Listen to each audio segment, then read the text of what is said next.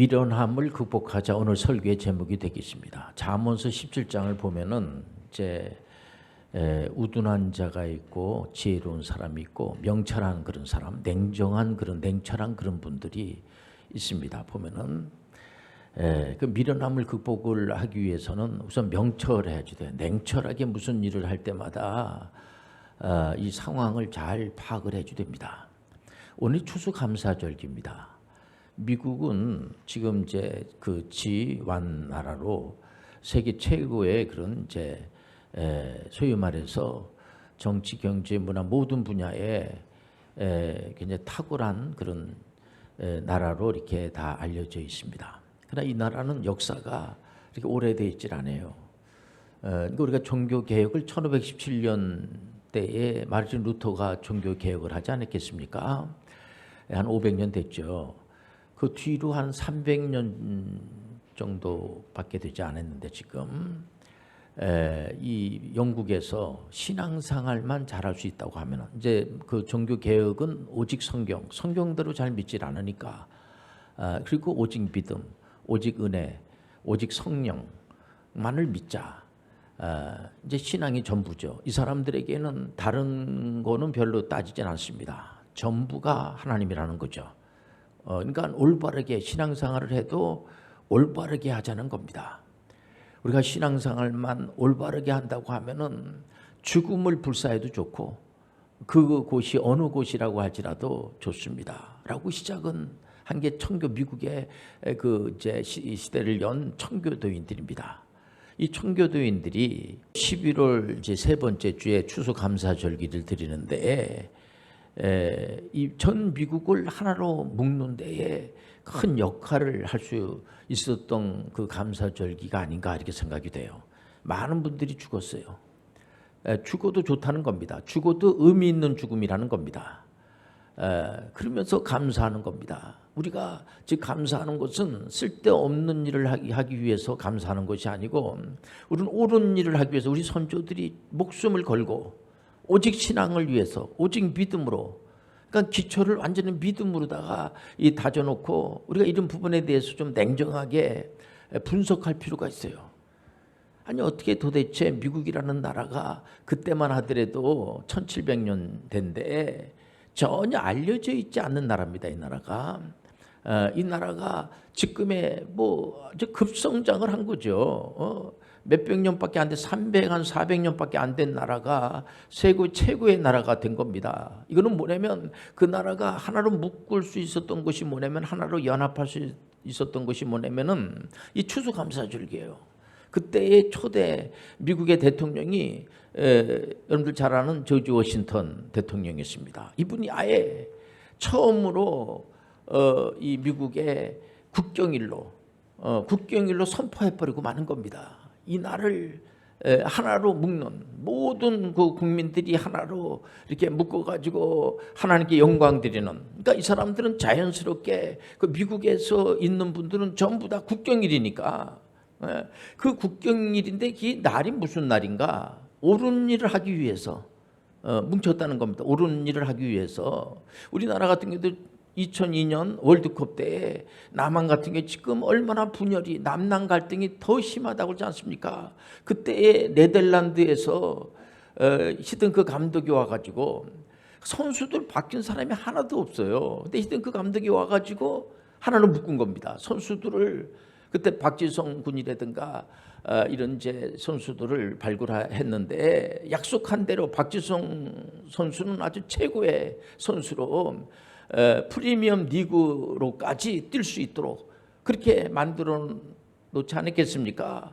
그래서 그 히든크 이분이 네덜란드 사람이잖아요. 우리 한국 사람이 아니잖아요. 대한민국 사람이 아닙니다. 그런데 그 당시에 대한민국의 이 축구 4강이 돼가지고 월드컵에 모든 우리 대한민국에 있는 분들이 종교를 그 망라해서 종교 무슨 뭐 기독교든 불교든 무슨 뭐 그분이 캐톨릭인이든지 간에 무슨 종교를 가지고 있든지 간에 서로 그냥 대한민국을 외치면서 하나로 묶으면 축구라고 하는 것을 통해서 하나로 묶였는데 우리가 여기서 깊이 생각해 주대요.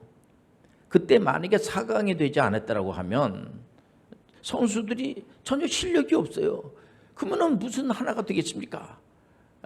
실력도 길리면서 하나로, 그러면서 모든 사람들이 하나로. 그리고 이번에 2022년도에 히든크 감독이 왔어요. 와가지고 그때 2002년도에 축구의 그 국가대표 주역들을 다 모아다 놓고 사진을 찍으면서 이렇게 모든 국민들이, 대한민국 국민들이 히든크 감독을 보면서 다 미소를 띤 이렇게 얼굴로다가 이렇게 좋아하는 것을 볼 수가 있습니다. 그러니까는 그 조지 워싱턴이 추수감사절기를 뭐 또 국경일을 또 그렇게 정합니까? 다 쉬게 말해, 며칠씩 쉬게. 요즘 먹고 살기 힘든데 그렇지 않고 그 미국에 있는 모든 분들이 너무 좋아하는 겁니다. 여러분들, 여기에 우리가 명철을 우리가 발견해야지 돼요. 명철인 걸 분석을 잘 하시길 바랍니다. 우리가 지금 현재 맨날 싸우고 다투고, 그분 만나니까 말을 얼마나 진짜 이렇게 친절하게 하고 잘 들어주고, 말을 꺼낼 수가 없어요. 말하기 전에 벌써 자기 말만 다 하고 가버리고 마는 겁니다. 그러니까는 이게 순서대로 말을 해야 되잖아요. 그런데 말 들어보지도 않고 결론부터 딱 생각을 하고 이건 안 되는 거다라고 시작이 되고 맨 지적질만 하고, 그러니 맨날 싸움만 하고 다투기만 하고 전혀 정당성도 없고, 그렇게 되면은 아무 의미가 없지 않습니까? 자, 이렇게 참 들어주고 훌륭하다 그러고 대단하다 그러고. 제가 이 WCPM 우리 홈스쿨 하는 아이들한테 절대로 야단을 한 번도 친 적이 없습니다. 제 기억에 야단 쳐본 적이 없고, 야단 맞은 친구가 있으면 한번 오라고 그러세요. 제가 야단 치지 말라고 하는 그런 거 교육시키는 사람이에요. 절대로 야단 치지 마라. 2011년도부터 우리 대한민국에서 뭐가 이제 그 법이 제정이 됐냐면은, 아이들을 가르칠 때 학교에서도 또 가정에서도 마찬가지입니다. 아이들을 훈계의 목적으로 이렇게 체벌을 하지 말라. 체벌이 금지됐어요. 그러니까 근대 교육에서 큰 하나의 업적이라고 하면은 체벌을 금지시킨 겁니다. 저만 하더라도 학교 다닐 때 아이들이 왜 열심히 공부하느냐? 안 맞기 위해서. 매 맞으니까. 학교는 매 맞으러 가는 겁니다. 특히 고등학교 학생들은, 남학생들은 얼마나 이렇게 안 맞고는, 그러니까는 매 맞고 이 학교를 다닌 사람들이 기성세대가 된 겁니다. 지금 연세가 좀 드신 분들은, 베이비붐 세대 사람들은 다 매 맞고, 매 맞는 건 당연한 겁니다. 그러니까는 군에 가서 매 맞는 거는, 군에 가서 구타당하고 하는 것은 아주 당연한 거로 이렇게 알았던 것이, 요즘 군안에서도 절대로 구타 못합니다. 왜 구타를 못하냐면, 여러분들 어린이집에서, 우리 권사님 어린이집 선생님인데 다 사진을 찍습니다. 사진을 찍을 때 웃는 걸 찍어야 됩니다.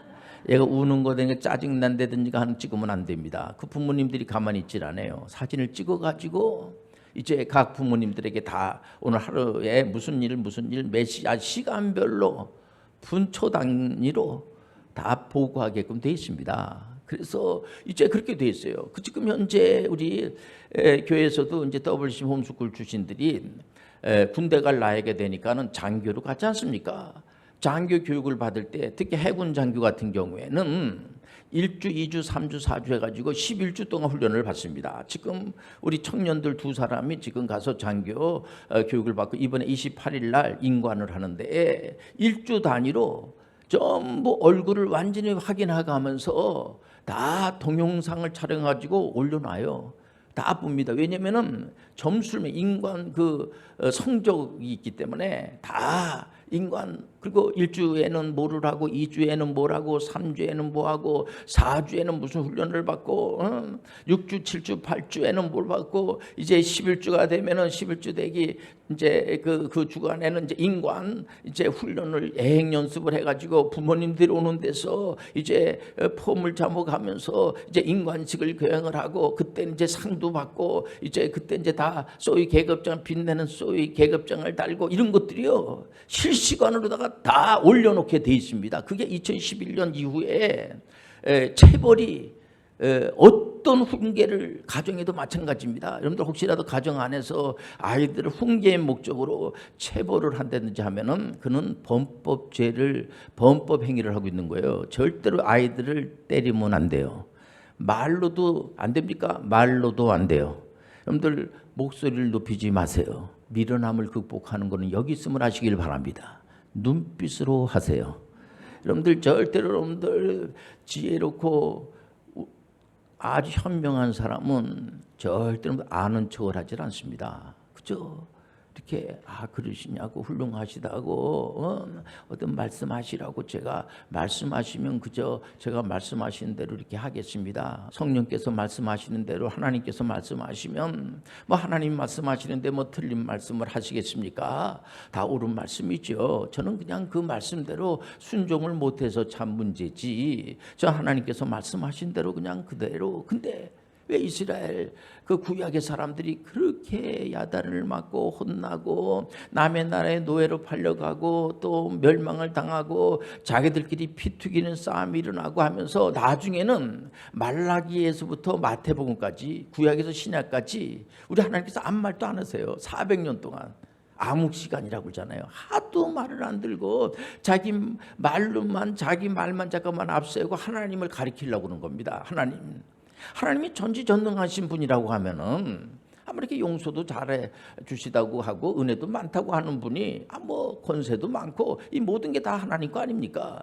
그럼 좀 주세요 우리한테. 우리가 뭐 이렇게 좀 찾지 않도록 이렇게 막 대들고 덤비는 겁니다. 그러면서 자기가 아예 그런 식으로 하나님 나오면은 좋아요. 저도 우리가 생각이 있습니다. 그게 우상이에요, 우상.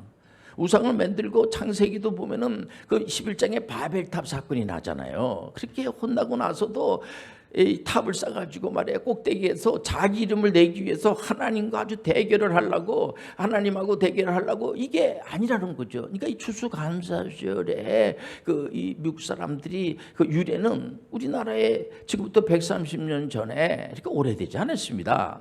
139년 요 때에 언더우드 선교사가 대한민국에 와가지고 복음을 전했어요. 그 복음을 전한 선교 본부 자리가 지금 여전도 회관이에요. 그 여전도 회관에서 그래서 거기서 제가 전문의 선교 대상을 드리는 겁니다. 의미가 있는 건물이기 때문에 얼마 안 됐어요. 이분이 대한민국에 와서 보니까는 미래가 보이지 않습니다. 답답합니다. 그러나 어떻게 하겠습니까? 복음을 전하면 중심이 되는 거예요. 복음을 전하면 은혜가 되는 거예요. 복음을 전하면은 이런 복음 받아들이면 미련하는 데서 깨어난다는 걸 아시길 바랍니다. 미련하면서 극복하시길 바랍니다. 어디 성경에서 자기가 하고 싶은 말 다 하고 하나님을 가리키려고 그러고 그렇지 않습니까? 오늘날에 와가지고도 그러니까는 이 체벌이 금지된 상태에서는 어떻게 되겠습니까? 지금 아예 대학교에 그 대학교가 들어올 학생들보다 훨씬 많습니다. 근데 재수생들이 계속 양성이 되는 겁니다. 왜 그렇습니까 이게? 좀 부모님들이 이런 시점에서 좀 부모님들뿐만 아니라 선생님들, 부모님들, 학생들 해가지고 작전 타임이 필요해요. 우리가 먼 미래를 보고 이건 너무 심한 겁니다. 너무 다투고 싸우고 분석력이 전혀 없는 게 또 이게 교육이라고 하는 것도 가성비가 있는 겁니다. 교육하는 데에 엄청나게 돈이 들어가요. 돈만 많이 들어가는데 결과적으로 이 돈을 투자한 것만큼 결과가 안 좋으면은 그게 뭐가 미래가 있겠습니까? 그렇지 않습니까? 그렇기 때문에 우리 이 청년들이 본의 아니게 일찍 대학교를 졸업을 하니까 나이가 어려요. 어려서 제가 상당히 걱정을 많이 했습니다. 아니에요. 저는 그래서 이 전문인 선교 시대를 여는 것도 어렸을 때 이 초, 중, 고등학교 대학생은 이미 늦었어요. 초중고 때부터 너는 앞으로 미래의 전문인 선교사가 돼서 우리 대한민국이 역사가 짧습니까? 인구가 적은 인구도 아니에요. 보면 또 우리가 이 남북이 이렇게 두 개로 나눠져 있습니다만은 우리 스스로가 우리가 뭐 잘못해가지고 둘로 나눠진 게 아니에요.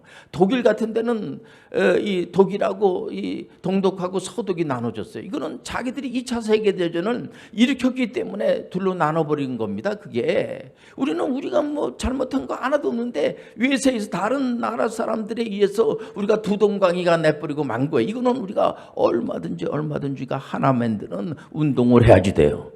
당연하면 하시길 바랍니다. 이것을 우리가 밀어나면서 극복하기 위해서는 상대방의 얘기도 들어보고 한번 이렇게 계산도 해보고 이것이 이익이 되는가 안 되는 것도 한번 이렇게 점검도 해보고 남의 얘기도 한번 좀 들어보고 다른 데도 한번 가서 보고 미련함에서 극복하는 것은 간단해요. 요즘 중국의 문제, 또 미국도 마찬가지입니다만, 미국도 뭐 대통령이 될 때마다 이슈가 달라지고 이러니까, 또 우리 대한민국에도 대통령이 있고 또 일본에도 이제 수상이 있고 각 대표자들이 있지 않습니까? 이 대표가 상당히 중요해요. 가정에도 대표가 있고 교회마다 대표들이 있습니다, 보면은. 그런데 문제는 뭐냐면 성경에서 뭐라고 말하는 걸 한번 깊이 생각해야 돼요. 다툰다고 하는 거, 누가 말해도 이것은 죄를 사랑하는 거라고 그래서 아예 다툼을 멀리 하시길 바랍니다. 다툼만 안 해도 태평성세야. 다투지만 안 해도 여러분들 마음의 행복함을 갖는다는 걸 아시길 바랍니다. 어떤 사람 처음부터 다툴 생각을 하는 겁니다. 처음부터. 이게 뭐가 되겠습니까? 그리고 자기 문을 자꾸만 이렇게 높이는 거예요. 그럼 결국은 파괴를 구하는 겁니다. 중국도 빨리 개방 개혁으로 가야지 되고, 그 등소평이라고 하는, 키는 작지만은 이분이 아주 대단한 사람이라고 생각이 돼요. 물론 등소평에 대해서 과오가 있죠. 문제가 있습니다. 그런데 이분이 한 것이 뭐냐면, 그때 공산주의 할 때에 다른 나라, 어떤 나라든지 간에 우리나라에 들어올 수 있도록, 어떤 교회든지 간에 우리 예수님께서 사도 바울을, 제자들인데도 불구하고 왜 바울 사도를 또 선택을 했어요? 이방 선교사로 선택을 한 거예요. 그런데 그럴 때는 미국 분들이 우리나라에 얼마든지 와서 선교할 수가 있었던 거예요. 이것이 바로 큰, 여러분들, 이게 성장을 가져올 수 있는, 지혜로운 사람들은 누구를 만나든지 간에 두려워하지 않음을 하시길 바랍니다. 우리가 꼴릴 것이 없는 겁니다. 그렇기 때문에 예수님께서 직접 부활하시고 난 다음에 사도 바울 선생님은 그 당시에 예수 믿는 사람들을 잡아 죽이는데 앞장섰던 분이기 때문에 이렇게 복음을 전할 수 있는 그런 데에 흠이 있는 사람이에요. 어떻게 보면 바울 사도가 내가 흠이 많은 사람입니다. 저는 사도 불림을 받을 수 있는 그런 자격 있는 사람이에요. 나는 죄인 중에 괴수고 제가 문제가 많은 사람입니다. 그러나 바울 사도를 보세요. 이분이 얼마나 믿음이 좋은지. 그럼에도 불구하고 끄떡하지 않고, 그래서 바울에 대해서 고린도서에 보면요, 굉장히 안 좋은 얘기를 많이 합니다. 저 친구 우리 담임 목사님이지만은 나중에 뒷조사 해보니까는 별로 뭐 과거가 별로 안 좋아. 이게 우리가 이제 우리 바울 게바, 그 사도 베드로 게바라고 그러지 않습니까? 게바파가 또 나오고 아볼로파가 나오고 거기에 그리스도파가 나오고 파가 많이 나오잖아요. 그래서 바울이 상당히 속상했어요. 그런 것을 연유해가지고 보면은, 그래서 고린도 전서 13장 같은 경우에는 사랑이 나오잖아요. 사랑. 제일 먼저 뭐라고 그래요? 사랑이라고 하는 것은 사랑이라는 것이 힘이 세고, 사랑이라고 하는 것이 뭐 대단하고 이렇게 생각할 줄 알았더니 그게 아니고, 여러분들 사랑이라는 것은 이렇게 막 벗어던지고 막 내가 뭐 이런 육체미 자랑하고 막 뭐 힘 자랑하고 막 벽을 막 때리고 벽을 막 넘어뜨리고 하는, 그게 사랑이 아니라 살을 막 옮기고 뭐 이게 아니에요. 사랑은 오래 참아주는 거예요. 대체적으로 연세 드신 분들을 보니까는 부인들한테 다 지더라고. 그래서 제가 이게 나이를 먹으면 힘이 세지는구나. 여러분들 이길 싸움에서 자기 부인을 이기려고 그래요. 그렇지 않습니까? 그렇기 때문에 나이가 젊었을 때는 막 그냥 이기려고 그러고 막 그랬지만은 꼼짝을 못해요. 이거는 뭐냐면은 여러분들 자꾸 우리가 영구로진다는 걸 아시길 바랍니다. 그것이 바로 우리 남자의 길이야. 그 때문에 이게 다른 길이 없어요. 저도 이렇게 사실 설교는 하지만은 집에서는 꼼짝을 못합니다.